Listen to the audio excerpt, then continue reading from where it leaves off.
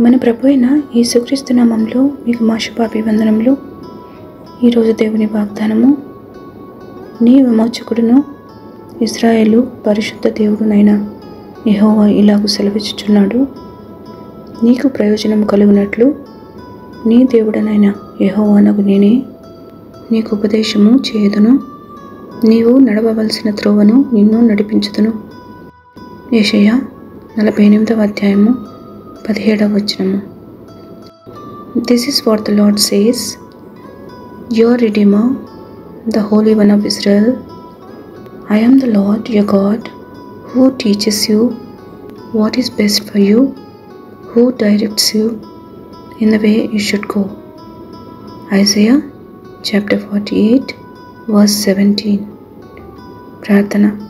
ప్రేమగల ప్రభువా, వాగ్దానం చేసిన మీరు నమ్మదగిన వారని, దాన్ని నెరవేర్చువారని మీకు వందనాలు.